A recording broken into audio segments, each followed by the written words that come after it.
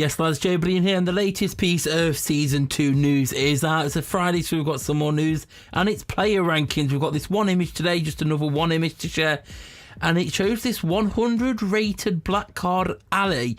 So last week and a few weeks ago, we saw that it sounds like there's actually more than just elites this year. There's tiers higher, master players, and another one, I forgot the name now, but it looked, and we saw that purple card.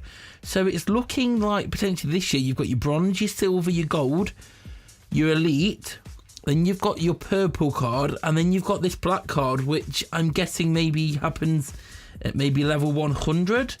Because basically, here it goes, player rankings will change the way you think about building and training your team. Once you hit 100 overall, you are able to rank players. You'll be able to further increase the power of your team by ranking up your max overall players.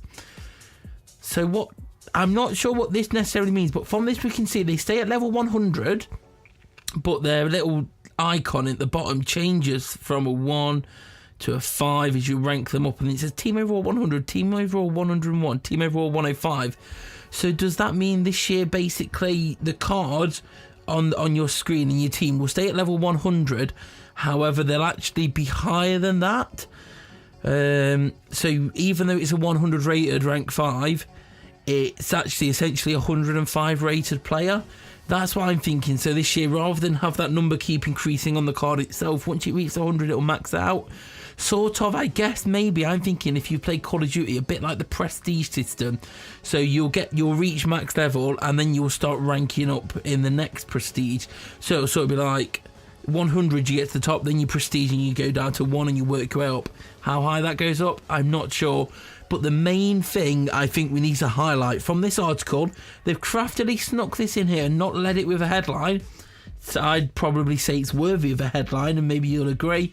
But it says here, considering, so after it goes at the end, it says, by ranking up your max overall players, considering now you'll only have 11 players to deal with, ranking becomes very important. You'll only have 11 players to deal with. I'm taking that as 11-man squads are back, 27-man attack, midfield, defence are out the door. We're back to having the standard, as you'd expect, so I think everyone was asking for, 11-man squads. That is very, very good to hear indeed. The 27 was great for all the formation stuff, but we're back to having 11-man teams, which is absolutely fantastic in my opinion, and I'm sure you'll all agree below. 11-man squads are back. All this 27-man gobbledygook blue blast season 1 stuff's out. We're getting the 11-man squads, which we all wanted. Now, with 11-man squads, that means you'll just have your 11 man on your team.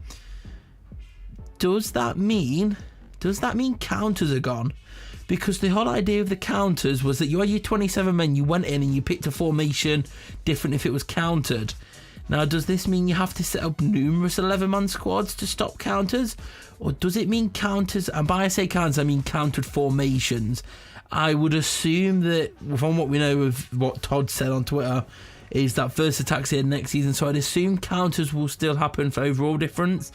Hopefully they've changed that in some aspect. It's different. I imagine counters will happen in games, so you'll have defensive plays.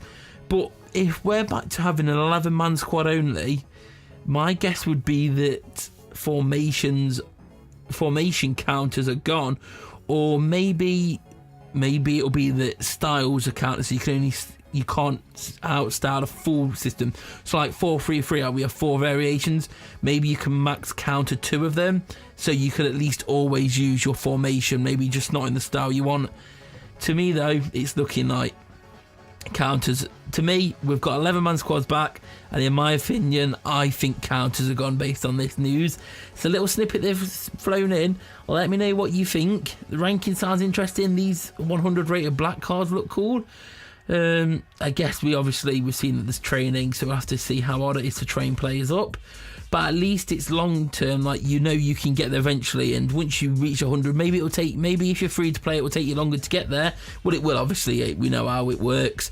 With this year, you pay, you get things quicker, but at least you can keep training the player up. Once you get into 100, you don't have to worry about thinking, oh, I'm gonna have to replace him soon.